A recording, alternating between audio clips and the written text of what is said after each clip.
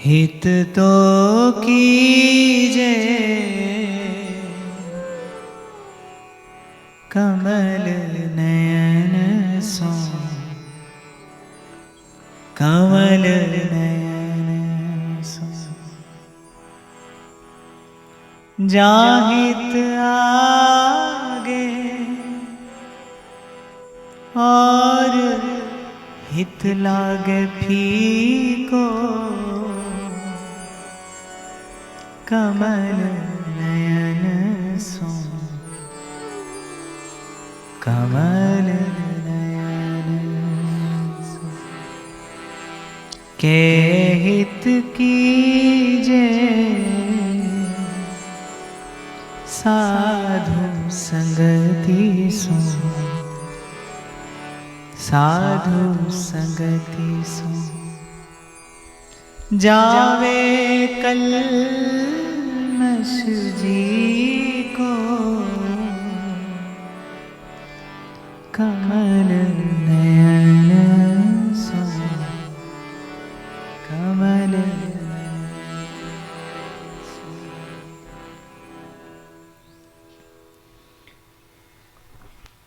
रसिक अनन्य नृपति श्री स्वामी हरिदास जी महाराज की वाणी है। बड़ी मर्म स्पर्शी बात कहते हैं, हित तो कीजे कमल नयन सो। हित अर्थात प्रेम।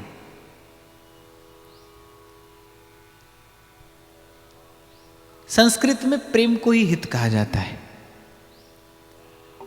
कहते हैं हित तो कीजे कमल नयन सो, जहां हित आगे और हित लागे फीको। प्रेम तो संसार में भी है। अगर संसार में प्रेम नहीं हो तो संसार की कोई भी क्रिया गतिमान ही नहीं हो सकती। सृष्टि को चलाने के लिए भी प्रेम की ही आवश्यकता है। आप देखिए, आपके संबंधों में यदि प्रेम न हो तो संबंध बोझ हो जाते हैं। छोटी से छोटी क्रिया भी आप विचार करेंगे तो आप प्रेम के ही कारण करते हैं, चाहे वो प्रेम स्वयं से क्यों ना हो। शीत ऋतु आई, आपने गर्म वस्त्र पहना, क्यों? क्योंकि वो गर्म वस्त्र आपका हित करता है। हित करता है तभी आपने उसे पहना। ग्रीष्म ऋतु आई तो पंखा आपका हित करता है। हित ना करे, गर्म वस्त्र शीत से रक्षा ना करे तो आप नहीं ओढ़ेंगे। छोटी से छोटी, साधारण से साधारण क्रिया भी हित के द्वारा ही संपादित होती है। उसके मूल में हित है। हित अर्थात प्रेम। वो स्वयं से हो, किसी अन्य से हो, या फिर भगवान से हो। प्रेम प्रेम होता है। हाँ, इतनी बात अवश्य है कि देखो, जल को कोई मदिरा में मिलाकर पिए तो जल मदिरा हो जाता है, और उसी जल से कोई अपने देवता का अभिषेक करे तो वो चरणामृत हो जाता है, वो प्रसाद हो जाता है। संग किसका करता है जल, ये बात महत्वपूर्ण है। ऐसे ही आपके हृदय में जो प्रेम है, आपके हृदय में जो प्रेम की भावना है, वो संग किसका करती है, ये बात महत्वपूर्ण है। और एक बात मैं यहाँ पर आपको और निवेदन कर दूं कि जितने भी साधन आज तक देखे सुने जाने गए हैं, योग है, जप है, तप है, संयम है, और जितने भी साधना के प्रकार जाने गए हैं, उसमें तो आप और मैं सब एक समान रूप से उनको नहीं कर सकते। पर प्रेम ऐसा है जो सब कर सकते हैं, करते हैं। दुरात्मा व्यक्ति भी क्यों ना हो, कोई बड़े से बड़ा पापी भी क्यों ना हो, लेकिन वो प्रेम के बिना नहीं रह सकता। वाल्मीकि से जब संतों ने, ऋषियों ने पूछा कि तू ऐसा अनाचार क्यों करता है, तो कहा कि घर के संबंधियों का, अपने संबंधियों का, अपने परिवार का पालन पोषण करने के लिए करता हूं। तो आप देखिए, इतना क्रूर, इतना कुटिल व्यक्ति भी किसी से तो प्रेम करता है, चाहे वो अपने निज जनों से क्यों ना करता हो। तो प्रेम एक ऐसी भावना है, प्रेम एक ऐसी वृत्ति है जो आप और मैं सभी जाने अनजाने कभी ना कभी, कहीं ना कहीं, किसी ना किसी से करते ही हैं। प्रेम से रिक्त कोई हो ही नहीं सकता। प्रेम से खाली जीवन रह ही नहीं सकता। प्रेम से ही जीवन आगे बढ़ता है, प्रेम से ही जीवन गतिमान होता है। तो प्रेम एक ऐसी भावना है जिसको करने का अधिकार भगवान ने सभी को दिया है। और संत तो यहां तक कहते हैं कि जीव का जो विशुद्ध स्वरूप है वो प्रेम ही है। आप किसी भी भाव में बड़े लंबे काल तक नहीं रह सकते, प्रेम में आप सदा रह सकते हैं, क्योंकि यही आपका मेरा विशुद्ध स्वरूप है। प्रेम करने की योग्यता आपके मेरे सबके पास है। संत केवल इतना आपको चेता देता है, संत केवल इतना आपको सावधान करता है कि अपनी इस योग्यता का सदुपयोग करना चाहिए, इस शक्ति का सदुपयोग करना चाहिए। और प्रेम का सदुपयोग क्या है, संत समझा रहे हैं। हित तो कीजे कमल नयन सो, कमल नयन। मेरे तुलसी बाबा कहते हैं, तुलसी ममता राम से, समता सब संसार। ममता राम से, समता सब संसार। और आप देखो, आपकी मेरी गति इससे विपरीत है। आप ममता संसार से करते हैं और समता भगवान से। तभी तो आज भी मेरे पास बहुत सारे प्रश्न आए, मैं सबका उत्तर दूंगा। सबने पूछा कि आपने कहा एक इष्ट हो, ये कैसे संभव है? आप समता भगवान के सामने जाकर प्रकट करते हैं, ममता संसार से करते हैं। तुलसी बाबा कहते हैं, तुलसी ममता राम से, समता सब संसार। ममता अर्थात जिसके प्रति आपका ममत्व हो, जिसके लिए आप ये कहें कि नहीं ये मेरा है, ये मेरा है, इस पर मेरा अधिकार है, मैं इसके प्रति समर्पित हूं, इसके बिना जीवन धारण नहीं कर सकता, ये ममता है। तो स्वामी जी कह रहे हैं, हित तो कीजिए कमल नयन सो। ये प्रेम करने की योग्यता देकर प्रभु ने आपको भेजा है। तो इस योग्यता का, इस शक्ति का सदुपयोग करिए और हित तो कीजिए कमल नयन सो। जहाँ हित आगे और हित लागे फीको, कमल नयन सो, कमल। और फिर कहते, कै हित कीजे साधु संगति सो। या तो भगवान से प्रेम हो और या फिर साधु संगति सो। अच्छा, यहां एक बात बड़े महत्व की है, इस पर ध्यान देना। स्वामी जी ये नहीं कह रहे साधु से प्रेम करिए, कह रहे साधु संगति सो। यहां भी बहुत बड़ी भूल हो जाती है, यहां भी बहुत बड़ी भूल होती है। क्या होता है, कभी कभी हम केवल एक व्यक्ति से जुड़ जाते हैं, और जैसे ही हम व्यक्ति से जुड़ते हैं ऐसे ही हमारी आध्यात्मिक उन्नति रुक जाती है। स्वामी जी ने ये नहीं कहा साधु से प्रेम करिए, कहा साधु संगति सो, संत के विचार से, उसके सिद्धांत से। क्या हित कीजिए साधु संगति सो, जावे कलमश जी को, मन को। देखो, भगवान ने बड़ी चतुराईपूर्ण एक उक्ति कही। भगवान ने कहा कि भैया तुम जब तप करो ना करो, तुम साधना करो ना करो, तुम और कोई युक्ति लगाओ न लगाओ, हम तो बस तुमसे एक बात की अपेक्षा रखते हैं, निर्मल मन जन सो मोहि पावा, मोहि कपट छल छिद्र न भावा। न तो भगवान ने काम क्रोध की बात की, न भगवान ने लोभ मोह अहंकार मद मात्सर्य इन दुर्गुणों की कोई चर्चा की। भगवान ने कहा बस मोहे कपट छल छिद्र न भावा। छल कपट, कपट और छिद्र। कपट अर्थात असत्य, जो भी क्रिया असत्य का आधार लेकर की जाती है वो कपट है। और आप यदि सत्य और असत्य की परिभाषा देखेंगे तो फिर आपको लगेगा संसार का जितना भी व्यवहार है सब कपट है। कभी कभी आप किसी अन्य से कपट करते हैं और कभी कभी आप स्वयं से कपट करते हैं। और मुझे तो लगता है किसी दूसरे से कपट कभी किया ही नहीं जा सकता, जीव हमेशा स्वयं से कपट करता है। जब आप किसी से छल करते हैं ना, तो उसी समय आपने कर्म का एक ऐसा बीज डाला जो कभी आपको काटना पड़ेगा। आपने अपने साथ अनीति की है, आपने अपने साथ अत्याचार किया है, आपने स्वयं के साथ छल किया है। छल कभी दूसरे के साथ नहीं किया जाता, कपट सदा स्वयं से ही किया जाता है। ऐसा लोग समझते हैं कि हमने अमुक व्यक्ति को बना दिया। कर्म प्रधान विश्व करी राखा, जो जस करही सो तस फल चाखा। तो एक तो भगवान ने कहा कपट ना हो, और दूसरी बात भगवान बड़ी महत्व की कहते हैं छिद्र। छिद्र समझते हैं आप क्या होता है? छिद्र होता है किसी दूसरे का दोष देखना। साधक के लिए इससे बड़ी हानिकारक वृत्ति और कोई नहीं है। दूसरे का दोष दिखाई पड़े, ये मन का बहुत बड़ा रोग है, क्योंकि गुण का दर्शन करने से हृदय मन गुण का संचय करता है, दोष का दर्शन करने से मन दोषी होता है। मन का ऐसा स्वभाव है ना, पहले भी यहां पर हमने चर्चा की कि मन संसार की वार्ता सुनेगा तो मन विकृत हो जाएगा, क्योंकि मन के पास तो बुद्धि है नहीं। मन तो बालक जैसा है। वो एक गीत आपने सुना होगा, पानी रे पानी तेरा रंग कैसा, जिसमें मिला दो उस जैसा। मन तो बिल्कुल ऐसे जल के जैसा है, आप जिसमें मिला दीजिए मन उसके जैसा है। आप मन को बहुत संसार की वार्ता सुनाइए, मन में विकार उठने लगेगा। आप बहुत मन को संत की वाणी का आधार दीजिए, उसमें संस्कार उठने लगेगा। हाँ, इतना मैं अवश्य कहूंगा कि बुरी बात बड़ी शीघ्र प्रभाव दिखाती है। संस्कार को स्फुरित होने में थोड़ा समय लगता है, उसमें आपको थोड़ी प्रतीक्षा भी करनी पड़ेगी, थोड़ा परिश्रम भी करना पड़ेगा और थोड़ी भगवान से प्रार्थना भी करनी पड़ेगी। जो बुरा विचार है, जो बुरा संस्कार है, वो बड़ी शीघ्र स्फुरित होता है। जैसे रोग बड़ी जल्दी फैल जाता है, पौधे को पनपने में बहुत समय लगता है, वो फल देने में बरस लगा देता है, रोग बड़ी जल्दी फैल जाता है। और वैसे भी जन्म जन्म से आपको मुझे आपके मेरे मन को संसार का, विषय का, विकार का इतना अभ्यास हो गया है कि आप और मैं बड़ी जल्दी उसको ग्रहण कर लेते हैं। सद्विचार ग्रहण करने में बड़ा समय लगता है। संस्कार भीतर स्थिर हो जाए, इसके लिए तो बड़े लंबे काल तक परिश्रम करना पड़ता है। बुरी बात जल्दी अपना प्रभाव दिखाती है। तो मन बिल्कुल ऐसा ही है।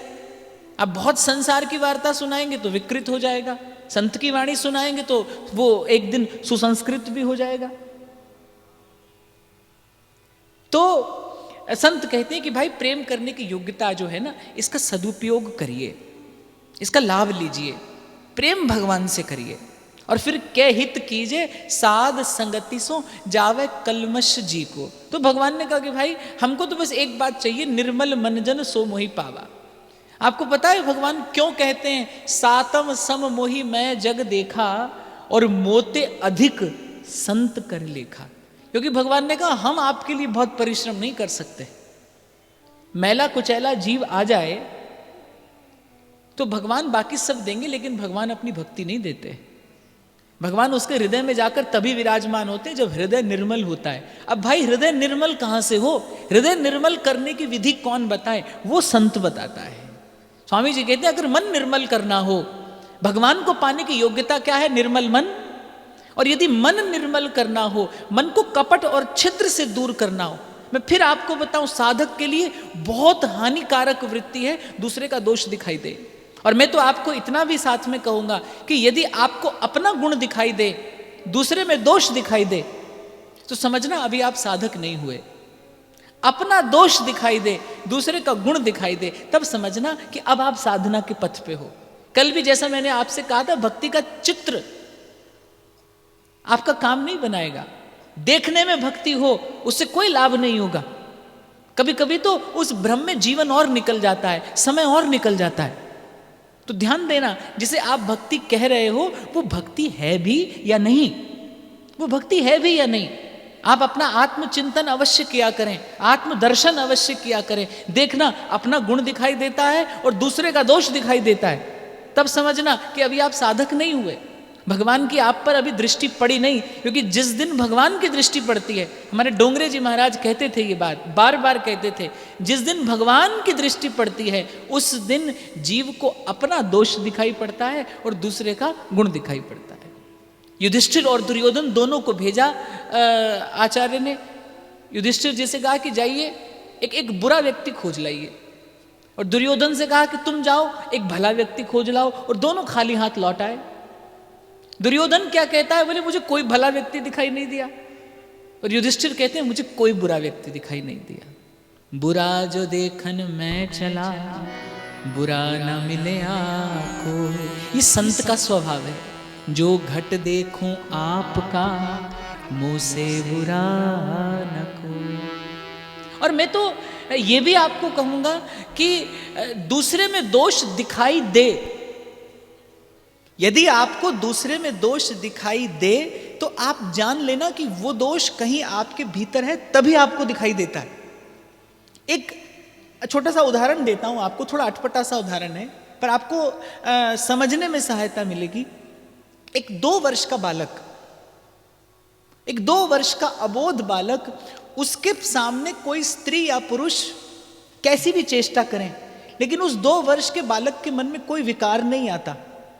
उस 2 वर्ष के बालक के मन में कोई विकार क्यों नहीं आता? क्योंकि अभी वो विकार उसके भीतर है ही नहीं, अभी वो शुद्ध बालक है, उसके भीतर वो विकार नहीं है। इसीलिए सन्मुख ऐसी क्रिया होते देखकर भी उसके मन में कोई विकार नहीं आता। आपको दोष तभी दिखाई पड़ता है जब वो दोष आपके भीतर है, आपका उस दोष से परिचय है। दोष से परिचय ना हो तो दोष दिखाई ना दे। किसी से पहचान होती है, किसी से पहचान होती है तभी तो पुनः देखने पर आप उसे पहचान पाते हैं। ऐसे ही दोष यदि अपने भीतर ना हो तो दिखाई ना दे। देखो, भक्ति तो भगवान की कृपा से ही संभव है। जिस पर भगवान कृपा करते हैं, जिसे चुनते हैं भगवान, उसी के जीवन में ये सुंदर क्षण आते हैं। हाँ, मैं तो इतना निवेदन करूंगा आपसे, आप और मैं भले सीधे सीधे भक्ति न कर पाएं, लेकिन आप और मैं भक्ति करें। कभी भगवान की आप पर दृष्टि पड़े और आपका जीवन भाव भक्ति के योग्य बने, इसके लिए प्रयास आप और मैं अवश्य कर सकते हैं। छोटा छोटा सा ये चिंतन आपको बहुत बड़ी सहायता देगा। मैं इस बात पर बहुत बल देता हूं कि भाई, प्रेम तो आपका मेरा विशुद्ध स्वरूप है ही। और पहले भी मैंने आपसे कहा था कि आपके इस हृदय में ही जगत भी है और जगन्नाथ भी है। भगवान को कहीं से आना तो है नहीं, भगवान तो आपके हृदय में है ही, पहले से ही है। भगवान तो हृदय में है ही, भगवान को कहीं से आना नहीं है, कहीं से प्रकट होना नहीं है। केवल जैसे एक मूर्तिकार जब मूर्ति बनाता है तो एक दृष्टिकोण तो यह है कि बड़ी सुंदर मूर्ति बनाई, और दूसरा दृष्टिकोण यह भी है कि मूर्ति तो पत्थर में थी, मूर्ति तो उस शिला में छिपी थी। उस मूर्तिकार ने मूर्ति के अतिरिक्त जो पत्थर था वो हटा दिया, मूर्ति प्रकट हो गई। ऐसे भगवान तो आपके भीतर हैं, लेकिन भगवान के साथ साथ संसार का सेवन करते करते, माया के प्रभाव से, कर्म के प्रभाव से आपके मेरे मन में कुछ अवांछित भी आ गया है, कुछ ऐसा भी आ गया है जिसकी कोई आवश्यकता नहीं है। जीवन में राग द्वेष की कोई आवश्यकता नहीं, पर आ गया। जीवन में काम क्रोध की कोई आवश्यकता नहीं, पर आ गया। तो मन में भगवान भी हैं और मन में कुछ अवांछित भी है जिसकी कोई आवश्यकता नहीं है। बस जो अवांछित है, यही मूर्ति बनाने की प्रक्रिया है। मूर्तिकार मूर्ति नहीं बनाता, वो एक शिलाखंड जब उठाता है तो मूर्ति नहीं बनाता, मूर्ति तो उसमें छिपी होती है। वो मूर्ति से अतिरिक्त जो पत्थर है बस वो हटा देता है। ऐसे ही आपके मेरे उर अंतर में भगवान तो है ही, भगवान को कहीं से लाना नहीं है और भगवान को कहीं से आना भी नहीं है। आपके मेरे हृदय में भगवान तो है ही, बस भगवान के अतिरिक्त जो आपके मेरे भीतर आ गया है, आपको मुझे प्रयास करके उसको हटाना है। इसी का नाम साधना है, इसी का नाम उपासना है। बस इसी तैयारी की थोड़ी सी आवश्यकता है। तो मन जो मैला हो गया है, वो मन का मैल छूटे कैसे? भगवान कहते हैं कि भाई हमसे तो ये सब मत पूछो, हमें तो सीधा साधा निर्मल मन दो जिसमें आकर हम बैठ जाएं। तभी सहजोबाई बड़ी प्यारी बात कहती है, राम तजो पै गुरु ना विसारो, गुरु के सम हरि को ना निहारूं। राम तजो पै गुरु ना विसारो, गुरु के सम हरि को ना निहारूं। हरि तो कुटुंब जाल में घेरी, गुरु ने काटी ममता मेरी। सहजोबाई तो पक्षपात करती है अपने गुरु चरणों का। वो तो कहती है संत प्रिय है मुझे अधिक। क्यों? क्योंकि हरि तो कुटुंब जाल में घेरी, भगवान ने तो मुझे काम क्रोध के बसीभूत करके दे दिया संसार, व्यवहार, परिवार। हरि तो कुटुंब जाल में घेरी, गुरु ने काटी ममता मेरी। गुरु ने काटी ममता मेरी। राम तजो पै गुरु ना विसार, गुरु के सम हरि को हरि तो 5 चोर दिए साथा।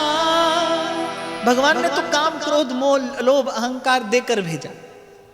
हरि तो 5 चोर दिए साथा, गुरु ने दई बचाए अनाथा। गुरु ने लई बचाए अनाथा। राम तजो पै गुरु ना विसार, गुरु के संग हरि को।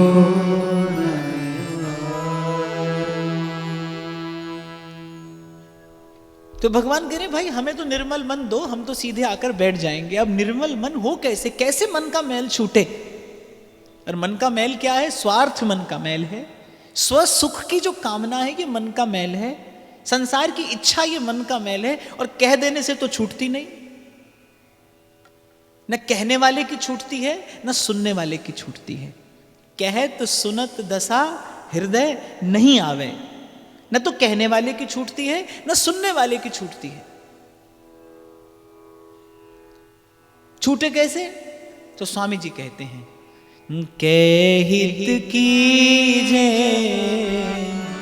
साधु संगति सो, साधु संगति सो जावे कलमश जी को, कमल नयन सो कमल। क्या हित कीजिए साध संगति सो जावे कलमश जी को। भगवान को पाने के लिए आवश्यकता है निर्मल मन की, और निर्मल मन होता है संत के पास बैठकर। साधु की संगति में मन निर्मल होता है। और एक और बात आपको निवेदन करता हुआ आगे बढ़ूं कि सत्संगति का प्रसाद भी बस एक ही है। आप संत के पास किसी अन्य मनोरथ की पूर्ति के लिए जाओगे तो बड़ी भूल करोगे, बड़ी चूक होगी आपसे। संत से संसार मांगने नहीं जाया जाता। संत तो संसार छुड़ाने वाला है। कल मैंने आपको सुनाया था ना, तो युवक ने प्रणाम किया। संत ने पूछा नाम, युवक कहता है रज्जब, और संत कहते रज्जब तय गज्जब कियो। अरे सिर पे बांधा मोर, आया था हरि भजन को करी नरक की ठोर। और संत की वाणी ने अपना काम भी किया। युवक संस्कारी था, उसके संस्कार पूरित हृदय पर संत की वाणी की चोट लगी। कभी कभी संत संकल्प से कहता है। संत का शब्द कभी कभी कठोर होता है, लेकिन उसका संकल्प बड़ा कोमल है कि किसी भी प्रकार से आपका मन चित्त भगवान के सन्मुख हो जाए। गुरु कुम्हार शिष्य कुंभ है, घड़ घड़ काटे खो। कभी आपने देखा हो कुम्हार को चाक पे बर्तन बनाते, तो वो क्या करता है? बाहर से ठोकता है और भीतर से सहारा देता है। ऐसा ही सदगुरु होता है। गुरु कुम्हार शिष्य कुंभ है, घड़ घड़ काटे खूट। अंदर हाथ सहारा दे, बाहर मारे चोट, बाहर मारे चोट। इसलिए हो सके तो जब कभी प्रभु के सन्मुख जाओ तो करबद्ध आर्त होकर भगवान से प्रार्थना करो कि प्रभु मेरा मैला कुचैला मन किसी भी प्रकार से आपको निवेदन करने योग्य नहीं। मेरा मैला मन किसी भी प्रकार से आपकी स्तुति करने योग्य नहीं। गुरु की कृपा के बिना यह संभव न होगा, और गुरु तक पहुंचने की मेरी सामर्थ्य नहीं, गुरु को ढूंढने की मेरी योग्यता नहीं। आप कृपा करिए गुरु मुझे खोजे, आप कृपा करिए गुरु मुझे ढूंढे। आप तो अपने हृदय में केवल एक शरणागति का भाव लेकर तत्पर होइए। देखो गुरु तक पहुंचने की योग्यता यही है कि ईमानदारी से शिष्य बन जाइए। आप गुरु तक जाना हो तो यात्रा बाहर नहीं भीतर करिए, भीतर आरंभ करिए ये यात्रा। गुरु तक पहुंचना हो तो भीतर चलना आरंभ करिए। धीरे धीरे अपने दुर्गुणों को दूर करने का प्रयास करिए। प्रयत्न करिए, शिष्य बनकर तैयार होइए। कल भी मैंने कहा था, गुरु से मंत्र लेने से दीक्षा नहीं होती, गुरु को मन देने से दीक्षा होती। और गुरु को मन देना अर्थात कि जिस दिन गुरु के चरणों में मन समर्पित हुआ, उसके बाद अपने स्वार्थ का कोई संकल्प आपके मन में न आए। जचे जिस तरह नाच नचाओ, नाच नचाओ मने खेल खिलाओ, थे मन भायो जी नाथ थारी सरणी आयो जी। देखो गीता आरंभ हुई, अर्जुन ने प्रश्न किया और फिर अर्जुन प्रश्न करते रहे 18 अध्याय 700 श्लोक। ये इतना बड़ा संवाद है श्री कृष्ण और अर्जुन के मध्य का। प्रश्न इसीलिए तो अर्जुन कर रहे थे कि अर्जुन का समाधान नहीं हो रहा था। पूछते जा रहे हैं, एक के बाद एक प्रश्न पूछ रहे हैं, भगवान उत्तर दे रहे हैं। गीता समाप्त कहां हुई? सर्वधर्मान परित्यज्य मामेकं शरणम। जब भगवान ने कहा कि अर्जुन सब झंझट छोड़, सर्वधर्मान परित्यज्य, भगवान ने तो बहुत बड़ी बात बोली कि अर्जुन अधर्म नहीं, सब धर्म भी छोड़। जो आज बहुत लोगों ने मुझसे प्रश्न पूछा है, कल मैंने इसीलिए आपको कहा था, अगर स्वयं समझ ना आए तो फिर शास्त्र की बात सुनिए, शास्त्र की बात भी समझ ना आए तो फिर भगवान की बात सुनिए। श्री कृष्ण कह रहे हैं, सर्वधर्मान परित्यज्य मामेकं शरणं व्रज, अहं त्वा सर्व पापेभ्यो मोक्षयिष्यामि मा शुचः। भगवान ने कहा डर मत, मैं समर्थ हूं तेरी रक्षा करने में। सर्वधर्मान परित्यज्य, सब धर्मों को छोड़। ध्यान देना, मैं इस शब्द को दोहरा रहा हूं। भगवान ने कहा सब धर्मों को छोड़, सब धर्मों को छोड़। माम एकम शरणम व्रज, और एक मेरी शरण में आ जा। अहम त्वा सर्व पापेभ्यो मोक्षयिष्यामि मा शुच। डर मत, मैं समर्थ हूं तेरी रक्षा करने में। 7 दिन गिरिराज धारण किए श्री कृष्ण ने, 7 दिन। बड़ी सुंदर सुंदर उत्प्रेक्षाएं करते हैं संत। किसी ने कहा 7 ही दिन क्यों किए? किसी ने पूछा 7 ही दिन क्यों किए? तो एक संत उत्तर देते हैं, आपको यह बताने के लिए कि भगवान कह रहे हैं कि जो मेरी शरण में आ जाए उसकी मैं 7 दिन रक्षा करता हूं, एक भी दिन अवकाश पर नहीं जाता। आपके मेरे लिए तो रविवार होता है ना अवकाश का दिन, भगवान अवकाश नहीं लेते। भगवान ने कहा जो शरण में आए तो 7 दिन रक्षा करता हूं। अर्जुन से कह रहे हैं भगवान, मां शुच, डर मत, मैं समर्थ हूं तेरी रक्षा करने में। मैं सर्वकाल सदा सर्वत्र तेरा सहाय होऊंगा। बस तू एक कार्य कर, सर्वधर्मान परित्यज्य। जैसा पूर्व व्यासपीठ ने निवेदन किया, भक्ति कैसी हो? पतिव्रता। जैसे पतिव्रता स्त्री स्वप्न में भी परपुरुष का स्पर्श नहीं करती, ऐसे आपकी भक्ति, आपकी भावना जो स्वप्न में भी किसी अन्य का आश्रय न करे, अन्य का आश्रय ना हो। एक भरोसो, एक बल, एक आस विश्वास। क्यों आपके जीवन में आपका विश्वास डगमगा जाता है? क्योंकि आपका विश्वास कहीं एक स्थान पर केंद्रित नहीं है, इसीलिए कमजोर पड़ जाते हैं आप। जब प्रतिकूलता आती है तो आप घबरा जाते हैं, भयभीत हो जाते हैं, छूट जाती है विश्वास की डोर। ऐसा क्यों होता है? क्या क्या भेद है आप में और मीरा में?